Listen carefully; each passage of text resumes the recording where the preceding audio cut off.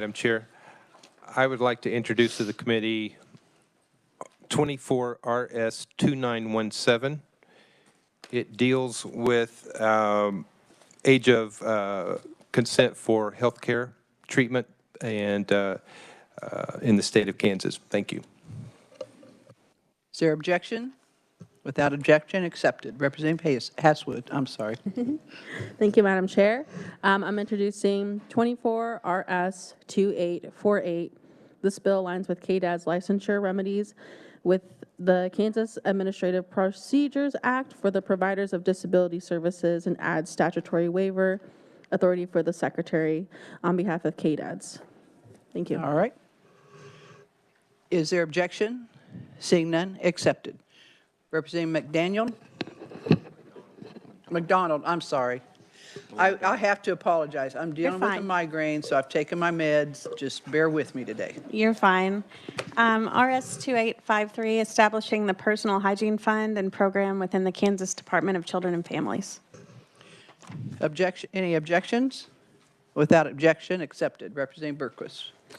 Yes, ma'am. Oh, wait a minute, just a moment. Staff needs to get caught up.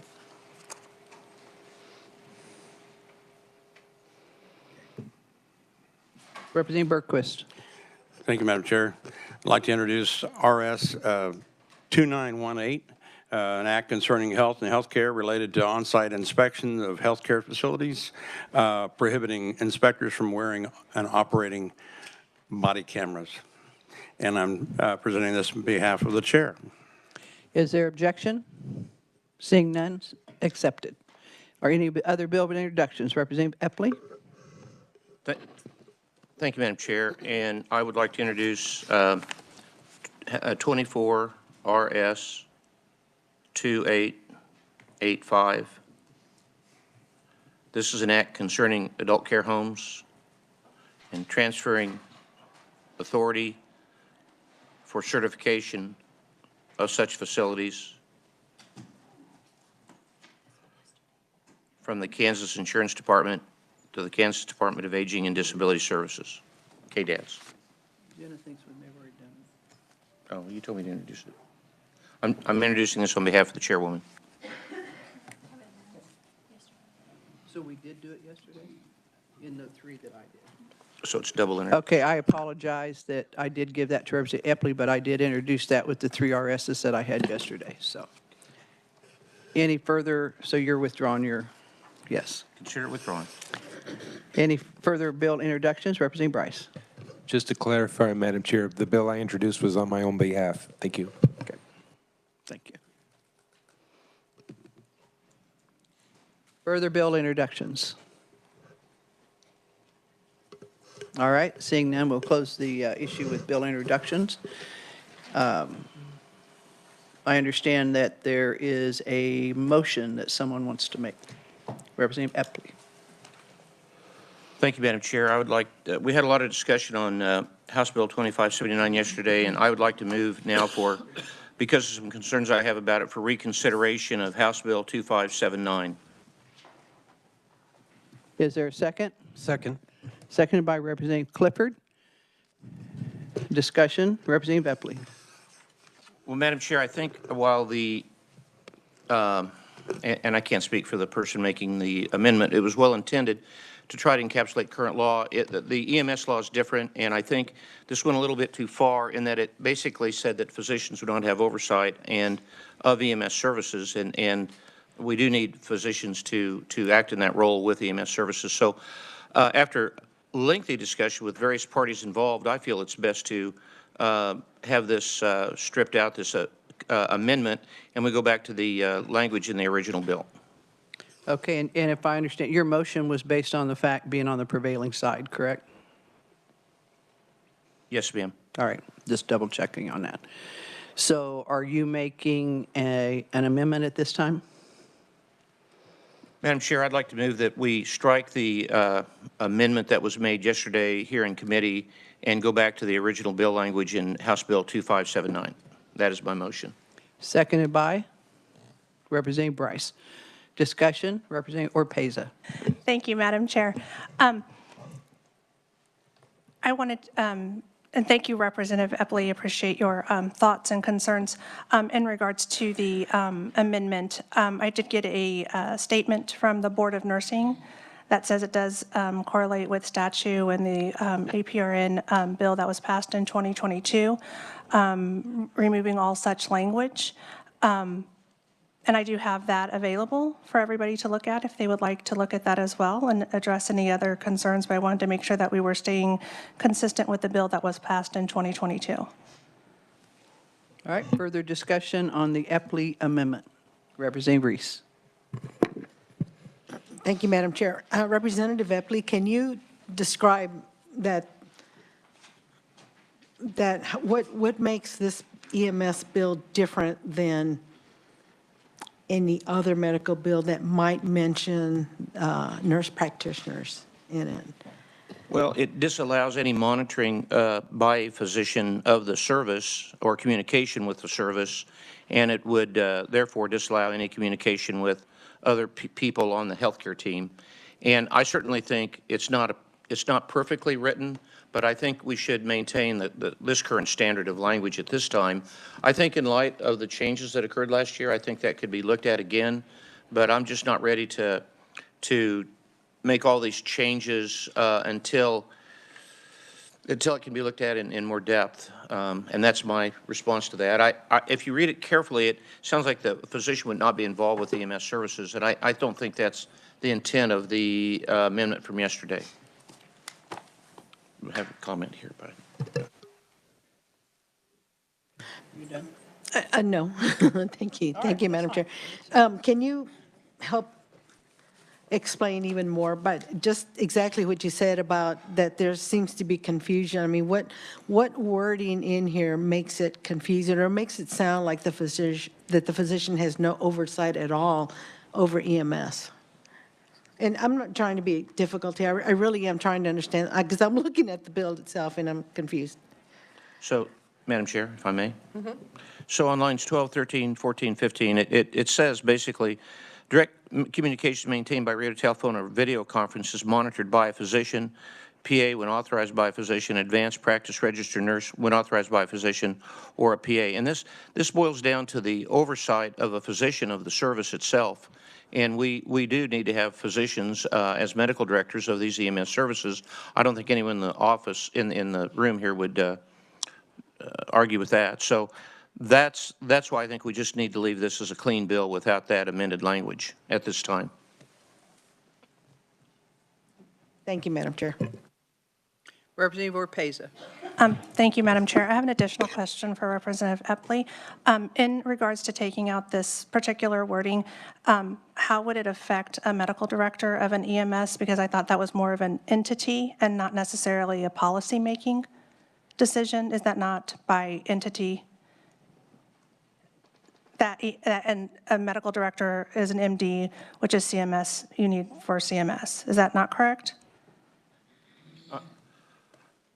I'm sorry, I'm not sure I'm following your line of questioning, Representative Orpeza.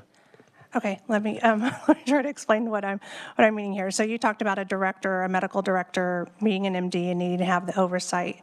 Removing the authorization does not remove the medical directors over the EMS. Is that not true? And I appreciate your interpretation, but in the line prior to that, there would be no communication between the service and the physician, and I think that needs to be maintained, as well as the engagement of the healthcare team with the other healthcare members. And I don't know if Representative Orpeza, if I can help with that a little bit too. I think that this is where Representative Epley's coming from, and I'm not an expert on this by any means, it is somewhat unique, and we still do have APRNs that work under the direction, because they've chosen to, of physicians. And unless I'm wrong, if there's someone from EMS that can correct me on this, but I don't think anything happens on an ambulance without direction from a physician, whether it's in the hospital that they're in contact with or if it's with their director. Is there anyone that can verify that for me? Tell us who you are and make sure your mic's on. Jason White, Mid-America Regional Council, was before you yesterday. So the answer is yes. Whether it's direct communication or whether it's through protocol where the physician writes, here in this set of circumstances with a patient presenting in this fashion, you're going to do A, B, C, and D. So the short answer is yes.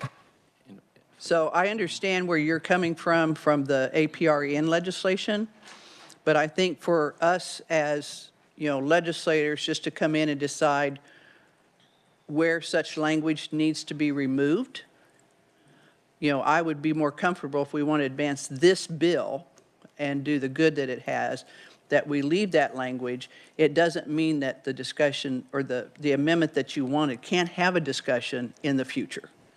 And that might be an overall blanket of, if the nursing board wants to take and look at what legislation is out there that has language and then introduce a bill and look at striking all of that language.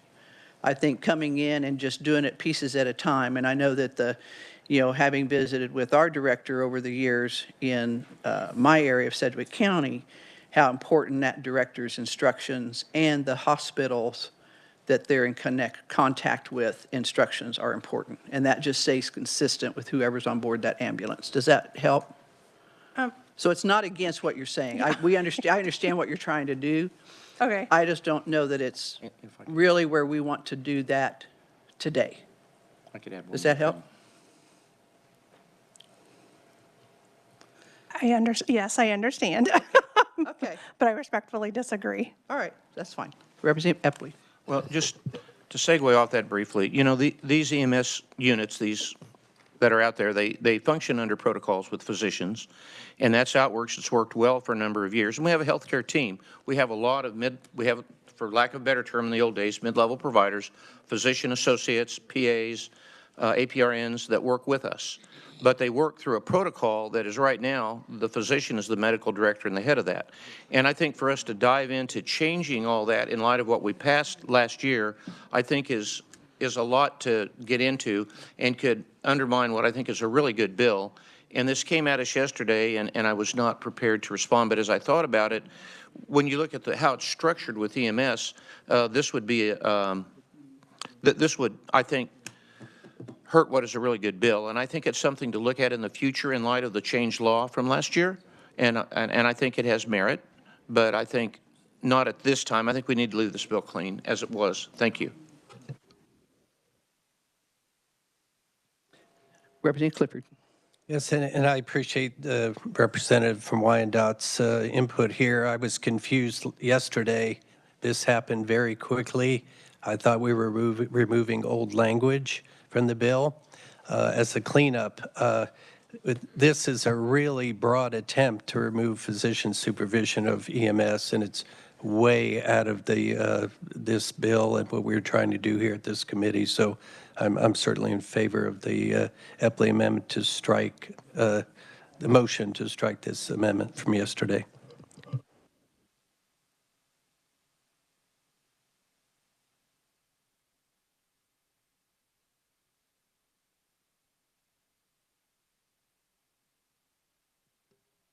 Representative Blacks. Thank you. And as you know, I was a strong supporter of what the representative is talking about on the nurse practitioners advanced APRNs. But I think probably in this case, having a radio contract, we thought, and I'm sure that's where the representative come, we thought when we passed that bill that all these statutes relating to that APRN would be cleaned up for full. But obviously that wasn't the case. So that probably needs to be gone through and probably separate. So I guess probably I would tend to support the direct contact that we have through radio and the importance there with MAMTs, although I'd agree 100% with what we need to do, but that may be another horse to ride down the road. So thank you. Well, and I'm not disagreeing, Representative Orpeza, where you're coming from, because I understand your intent. I'm just concerned without making sure we understand everything that we inadvertently do something we did not intend to do. So, basically we're Representative Blex and he was on your side. I wasn't. I know that. But that's not where I'm coming from on this here. I just got concerned as I listened to everyone that showed up at my office afterwards. And I was like, yeah, because I can read that a couple of different ways. and that concerns me. And we're trying right now to deal with the over-the-counter issue. That's what we want to address. And then in future legislatures, they can come in and change that. Because Representative, when we change things just in a bill, it doesn't make it in all the statutes. That's a whole different process, so. And sometimes it's done piecemeal, one at a time as a bill come up, but I don't know that I've ever seen a bill that went in and cleaned them all up, but there's probably been some out there, so. Representative Reese. Thank you, Madam Chair, for entertaining my questions here. And this question is again for Representative Epley, as he wears two hats, as also a fine physician. I'm going to buy him a half a hat and a half a Half a hat, half a hat. half a hat of a half a hat. With the language the way it is, does it have any impact at all with any other that you even know of, any other laws that are out there regarding nurse practitioners? Is it going to cause nurse practitioners to have to take a step back because of the way this bill is written? I'm going to speak as an individual here, and thank you, Madam Chair, for the opportunity. No, I think that no way is this intended to take APRNs back or back up anybody. It's just EMS law is different than practice law, how people practice in clinics versus how they practice in conjunction under a protocol with EMS. It's a different world, and that's why I think the two aren't the same. And I understand from what we did last year why you would want to make that amendment, but I think it bears special consideration because it involves another different chapter of medicine, which is EMS law, and in no way, back to your original question, I'll get there, I don't think it's in any way going to take mid-levels, particularly APRNs, backwards in their quest for independent practice, separate from sponsoring physicians, and as was the law stated last year. And thank you, Madam Chair.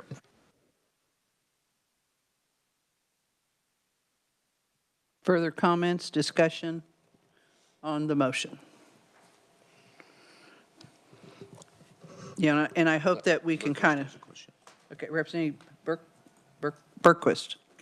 Yes, ma'am. Yeah, I just want to concur with Representative Blex as to want to look into it further later, and I appreciate the consideration that's being made today in regards to cleaning this up. Thank you. Madam Chair, point of order. Should we not vote the motion to reconsider first, and then there would be a separate motion to remove the yesterday's amendment? Probably. We'll do that. So we have an amendment, a motion on the floor, I first moved to reconsider, and it was seconded, Madam Chair, but we didn't vote on it. but we didn't vote on it, and And then you made an asked amendment. for a motion, and Okay. and I took the line and the hook and made it. Jenna, I just he ran with it and he got me in trouble. I'm blaming it all on Representative Epley. So Jenna, would you like to straighten us out? the reconsideration. Do we need to do we need to vote on the reconsider and then come back and vote on the amendment? Do we need to pull the amendment back to go back onto the reconsider? Let's just do that just to keep it clean. So if you'll remove your motion on an amendment, and then we'll get back on the reconsider.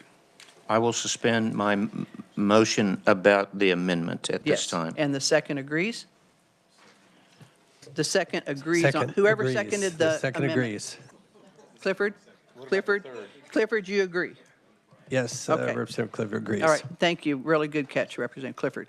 Okay, so first of all, we are on the reconsider. Does everybody understand what this vote is? That means that we open this bill back up. All those in favor signify by saying aye. Aye. Opposed, no. No. Ayes appear to have it. Ayes do have it. Motion carries. So now we're back on the bill. So Representative Epley, your amendment. Thank you. For the second time around, I hope it'll go as well. I would like to move that we strike the amendment that was made yesterday at this meeting on House Bill 2579 by Representative Orpeza, and that we go back to the original language of the bill in 2579. And the second is Representative Bryce. We're now on the Epley Amendment. Is there further discussion or comments? See, even I'm not infallible here when it comes to procedures in the committee, so. All right, seeing none, Representative Epley, you may close. I close. You've all heard the motion by Representative Epley, seconded by Representative Bryce. All those in favor signify by saying aye. Aye. Opposed, no. Ayes appear to have it. Ayes do have it. Motion carries.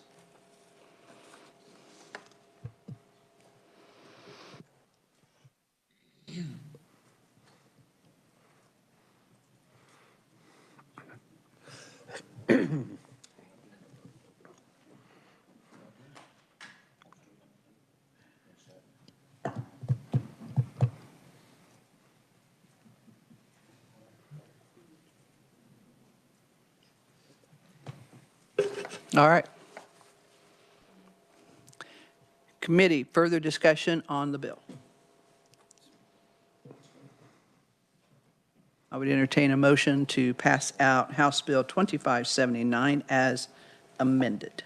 No, Nope, no, it's not as amended. Unamended, unamended. as the original bill. Madam Chair, I would move to pass out House Bill 2579. Favorably for passage. Second. Okay. Motion made by Representative Clifford, seconded by Representative Epley to pass 2579 out favorably. All those in favor signify, or is there discussion? All those in favor signify by saying aye. Aye. All those opposed, no. Ayes appear to have it. Ayes do have it. Motion carries. And committee, I do apologize for that confusion. That's what happens when you do migraine medications, so. Madam Chair, another point of order. Okay, that's two. That's your quota. Okay. No, go ahead, Representative Clifford. Just for learning purposes, I'd like the committee to know that this bill was completely open to new amendment today, and I think you would verify that. So I want the members to know we were totally reworking this bill, and you closed the hearing appropriately, and I waited for that to say this. But I just want everybody to know, motion to reconsider, fair game. Thank you, Madam Chair. Well, most of the time, we try to stay on track with where, what we intended, because the one thing I like to, and I feel that this committee is known for, is pretty good transparency and being open and on discussion. So now this is a little bit unorthodox, committee. I'm going to introduce a bill, RS 2936. And this it'll actually go to transportation. It won't come back here, I don't think. If it does, we'll deal with it. But the in-God license plates that we have and the pro license plates that we have do not have fees. Fees. Do not have fees. If they did, they would be going to the SGF fund. So this here will be a bill that we'll introduce for it to have fees and send the fees to the alternatives to abortion programs. Is there objection? Seeing none, so accepted. All right. Instructions. We don't know if we'll have bill introductions on Monday. Listen for me at the floor, at the mic. As of right now, Jenna, we don't have any sitting out there in limbo, correct? Well, and our revisers on overload, and everybody needs to understand that. Everybody also needs to understand that just because a bill got introduced, especially at a late hour, does not mean that it will get heard. We have scheduled out our next week, then we have 1 week after that. And that's it for our hearings. So we'll be, looking through those and see what we'll take and work through this committee. So if you have discussions you want to, feel free to come and see me. Committee, we are adjourned until further